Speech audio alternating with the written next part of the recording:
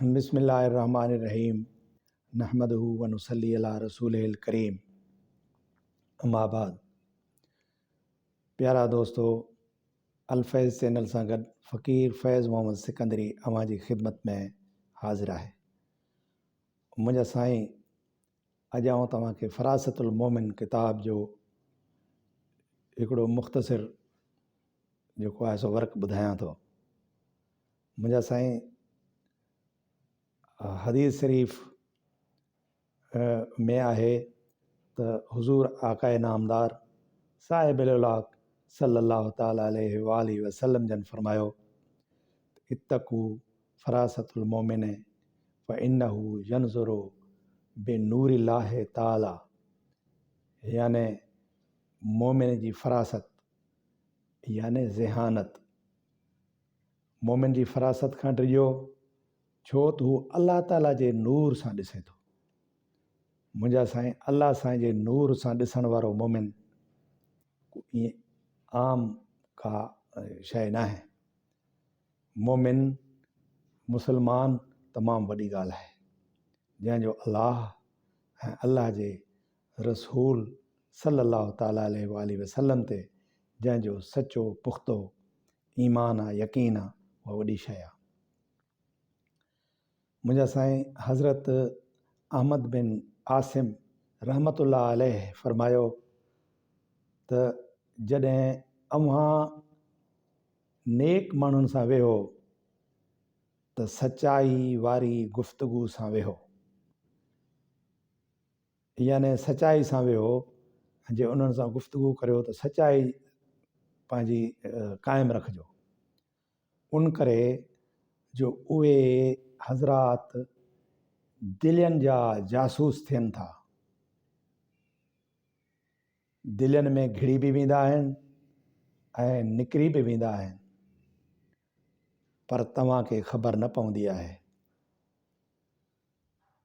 मुंहिंजा साईं हिकिड़े भेरे हज़रत जुनैद बगदादी रहमतुल्लाह अलैह वाइज़ फरमाए रहिया हुआ त हिकु अजनबी नसरानी उथी बीठो ऐं साईं जन खां सवाल पुछाई त हुज़ूर नबी करीम सल्लल्लाहु अलैहि वसल्लम जन जे हिन फरमान जेको मथे ॿुधायो आहे त मोमिन जी फ़रासत याने ज़हानत खां डिॼो छो त हू अल्लाह ताला जे नूर सां ॾिसे थो। इन जी छा माना आहे? माना नसरानी जेको आहे सो हज़रत जुनैद बगदादी रहमतुल्लाह अलैह खां वैज़ जे दौरान इहो सवाल पुछो। पाण इहो ॿुधी झटि घड़ी मथो झुकायाऊं ऐं थोरो तवको फरमायाऊं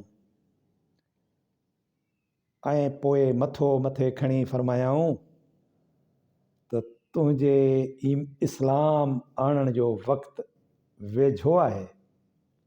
सुभान अल्लाह। याने तुंहिंजे इस्लाम आणण जो वक़्तु वेझो अची वियो आहे।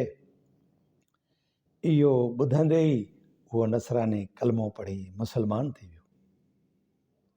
सुभान अल्लाह ताला। मुंहिंजा साईं, तव्हां पाण अंदाज़ो लॻायो, ॾिसो त मोमिन इहे आहिनि जेके दिलनि में घिड़ी था वञनि ऐं कंहिंखे पतो बि कोन थो पवे त मुंहिंजा साईं तव्हां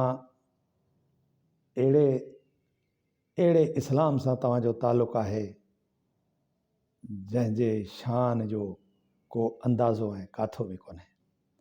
सो मुंहिंजा साईं, तव्हां असांखे बि अल्लाह सां इहा तौफ़ीक़ अता फ़रमाए त नेक माण्हुनि सां सोहबतूं अख़्तियार कयूं, सुहिणनि ऐं सुठनि ऐं सचनि माण्हुनि सां उथूं वेहूं।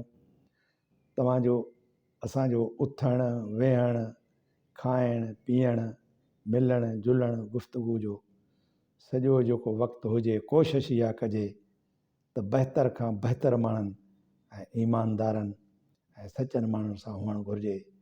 तव्हांजी असांजी ही दीन ऐं दुनिया ऐं आख़िरत संवरजी पवे। अल्लाह ताला तव्हां असांखे पंहिंजी रहमत में ऐं पंहिंजे करम में रखे। वमा अलैना इल्लल बलागुल मुबीन।